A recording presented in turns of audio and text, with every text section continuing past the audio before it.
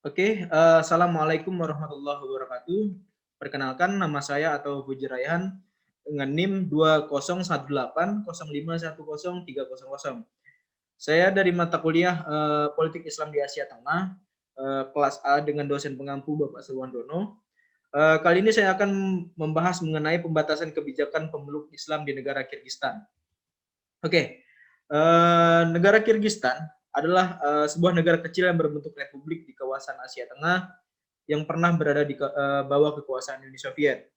Negara ini berbatasan langsung dengan Cina, Tajikistan, Uzbekistan, dan Kazakhstan. Mayoritas penduduk Kirgistan adalah pemeluk Islam. Berdasarkan sensus terakhir pada tahun 2007, jumlah penduduk Kirgistan mencapai 5,5 orang dan sekitar 80% penduduknya beragama Islam. 18% berafiliasi dengan gereja Ortodoks Rusia dan 2% sisanya adalah penganut Yahudi dan keyakinan lainnya. Oke, Islam di Kirgistan. Islam pertama kali tiba di wilayah suku-suku Kirgis di Kirgistan sekitar abad ke-8 hingga ke-12 Masehi. Kerajaan Islam kemudian berdiri di sana sejak Zungar berkuasa. Pemimpin mereka pada abad ke-17 mendirikan kekanan Zungar di negara Kirgistan. Pada abad ke-18, wilayah tersebut jatuh ke tangan kekanan Kukot. Sejak saat itu, masyarakat Kirgistan terutama yang menghuni sekitar lembah Fergana mulai menerima dakwah Islam. Ketika masih dikuasai negara adidaya berideologi komunis, masyarakat setempat dilarang menampakkan identitas dari agamanya di ruang-ruang publik. Sejak tahun 1990-an, mereka dapat dengan leluasa membangun rumah-rumah ibadah, sekolah-sekolah agama, dan berbagai organisasi religius lainnya. Hanya terdapat 39 unit masjid di seluruh Kirgistan saat puluhan tahun dikuasai oleh komunisme. Begitu merdeka pada tahun 1991, jumlah masjid di sana melesat hingga 2.740 unit. Begitu pula dengan organisasi masyarakat Ormas Islam, yakni sebanyak 67 ormas pada tahun 2013 menjadi 112 ormas pada tahun 2018. Jumlah madrasah juga melonjak hingga 102 unit dengan total murid mencapai 6.000 orang. Lalu jamaah haji asal Kirgistan juga termasuk meningkat dari tahun ke tahun, yakni sebanyak 2.150 orang pada tahun 2000 menjadi 3.685 orang dan 4.585 orang pada tahun 2016 dan 2017. Konstitusi Kirgistan tidak menyebutkan Islam sebagai negara Islam sebagai agama dari negara tersebut. Tetapi kehidupan masyarakat setempat sangat kental akan nuansa keislaman. Para tokoh yang pernah menjadi presiden Kirgistan, semisal Askar Akayev dan Kurmanbek-Bakiev, kerap menyitir keutamaan nilai-nilai toleransi dengan Islam. Mereka juga mendorong agama dari umat Islam setempat yang mayoritasnya bermazhab Hanafi, atau mereka juga mendorong agar umat Islam setempat yang mayoritasnya bermazhab Hanafi terus merawat harmonisasi antar agama, tradisi, dan budaya. Lalu tantangan umat Islam di Kirgistan.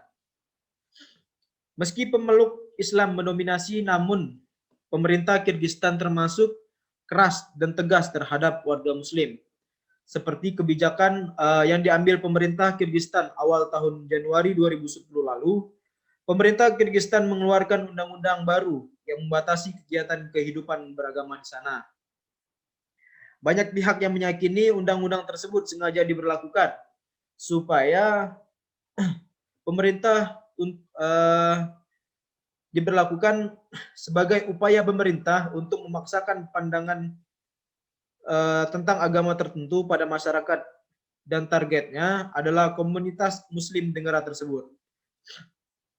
Negara-negara yang dikeluarkan eh, undang-undang yang dikeluarkan tersebut mewajibkan kelompok-kelompok keagamaan baik yang sudah resmi atau legal maupun yang belum untuk mendaftarkan organisasinya. Berdasarkan peraturan tersebut, sebuah organisasi keagamaan harus memiliki anggota sedikitnya 200 orang sebelum dinyatakan boleh beroperasi oleh pemerintah. Undang-undang itu juga melarang distribusi literatur, baik dalam bentuk cetak, audio, ataupun rekaman video keagamaan di tempat-tempat umum, sekolah-sekolah, dan lembaga-lembaga pendidikan tinggi. Para pemuka agama di Kyrgyzstan mengungkapkan keberatannya atas pemberlakuan undang-undang ini. Mereka menilai keberadaan undang-undang tersebut menindas kehidupan beragama di sana. Orang-orang di pemerintahan tidak bisa membedakan antara ajaran dan tradisi Islam yang damai dengan ekstremis. Tentunya ini akan mempersulit jika ingin membangun madrasah atau masjid baru, dan juga mempersulit hubungan antar pemerintah yang sekuler dengan komunitas Muslim.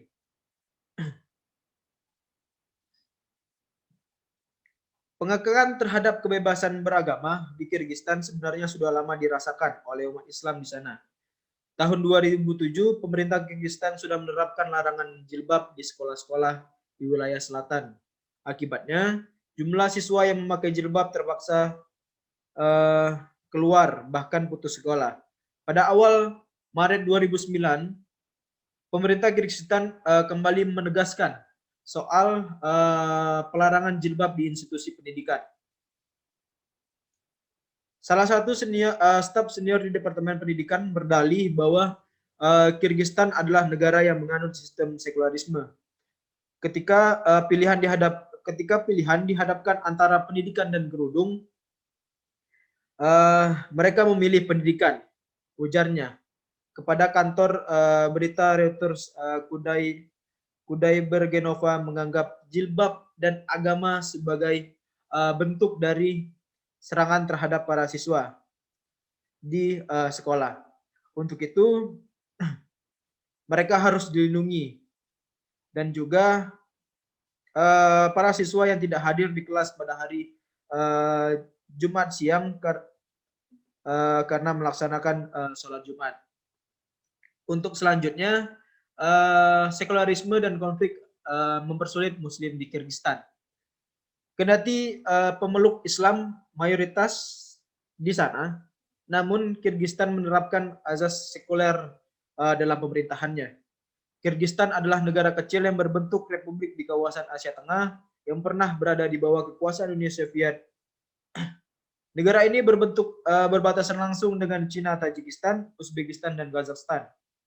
Mayoritas penduduk Kyrgyzstan adalah pemeluk Islam.